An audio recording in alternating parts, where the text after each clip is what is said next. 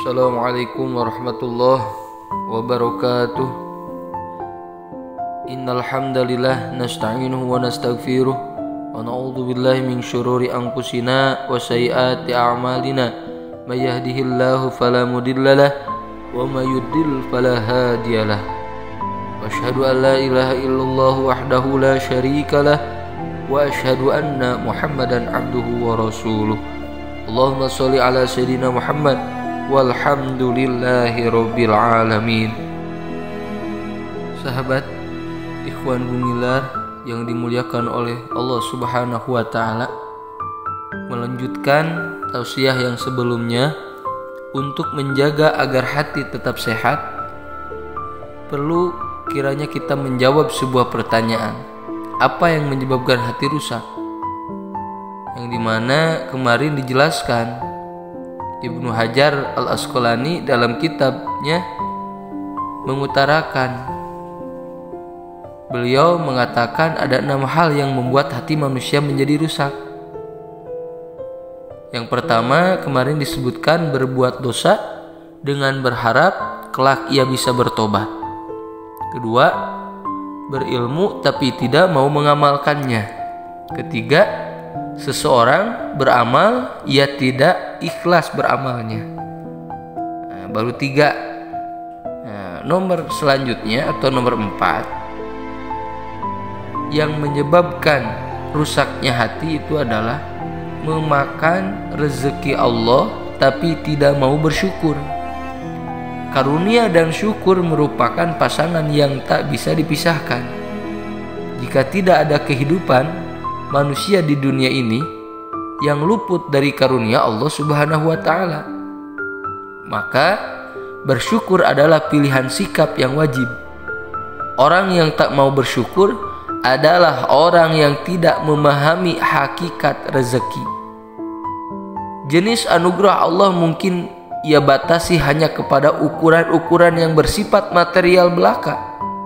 Misalnya jumlah uang, rumah, jenis makanan, dan lain-lain.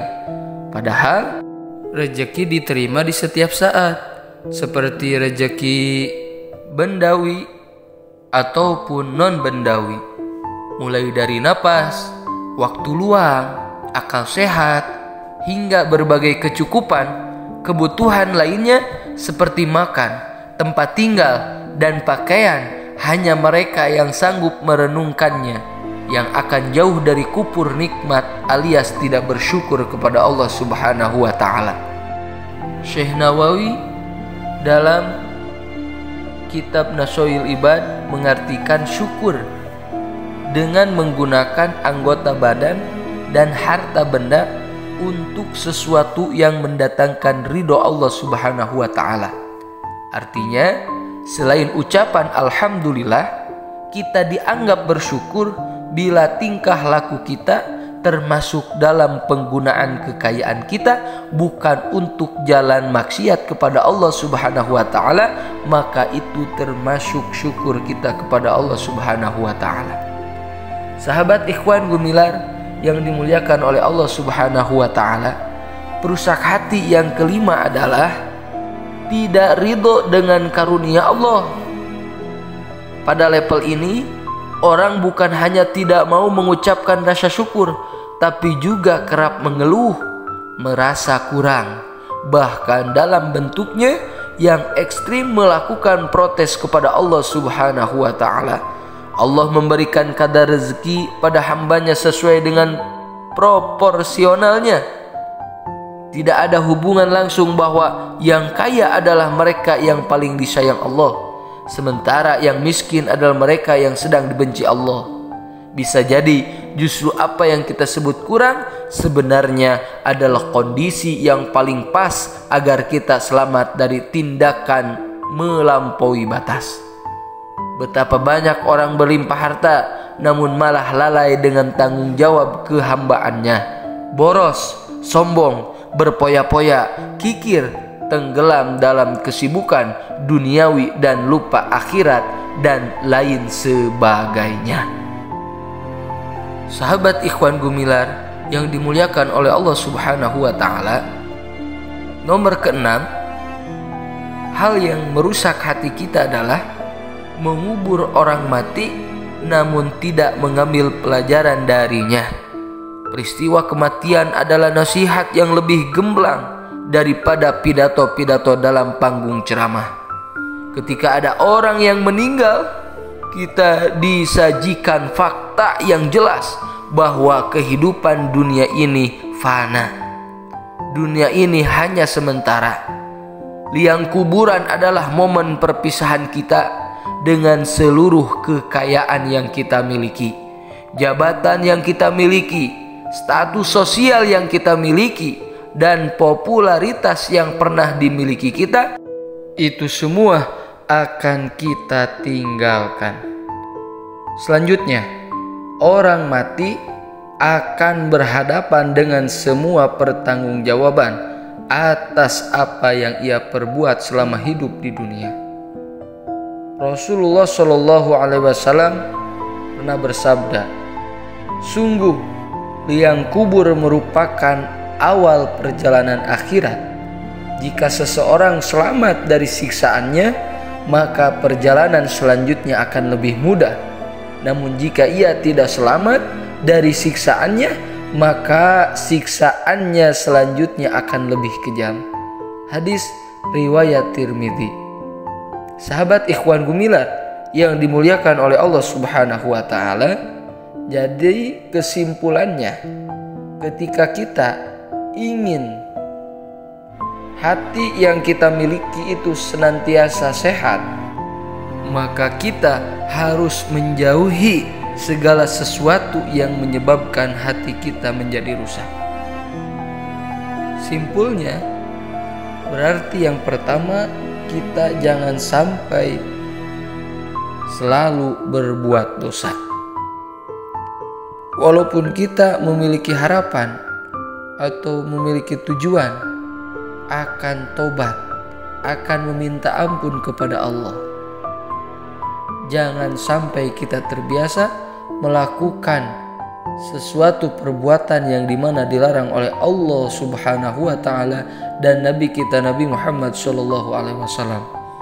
Kedua, ketika kita memiliki ilmu, maka ilmu itu harus kita amalkan. Karena sebaik-baiknya ilmu ya harus diamalkan.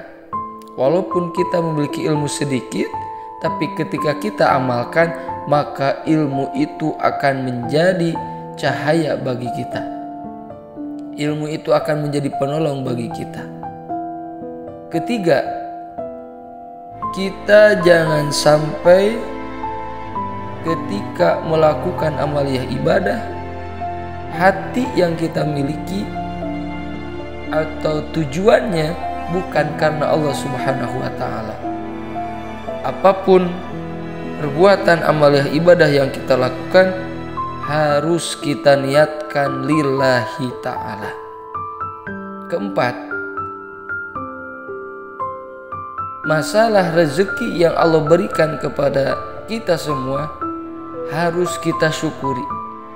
Harus kita termasuk orang-orang yang senantiasa bersyukur kepada Allah. Jangan sampai kita lupa terhadap nikmat-nikmat Allah, sehingga kita termasuk orang-orang yang kufur terhadap Allah Subhanahu wa taala. Kelima, kita harus berusaha ingin mendapatkan ridhonya Allah Subhanahu wa taala. Tiada lain dan tidak bukan, maka kita harus betul-betul menjadi orang yang betul takwa kepada Allah, taat segala apa yang diperintahkannya dan bisa menjauhi segala apa yang dilarangnya, agar kita betul-betul mendapatkan ridhonya Allah Subhanahu wa taala.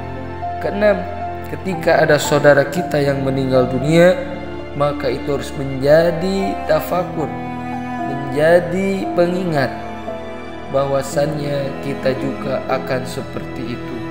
Kita juga akan mati, kita juga akan dicabut umurnya, dicabut ruhnya kita oleh Allah Subhanahu wa taala.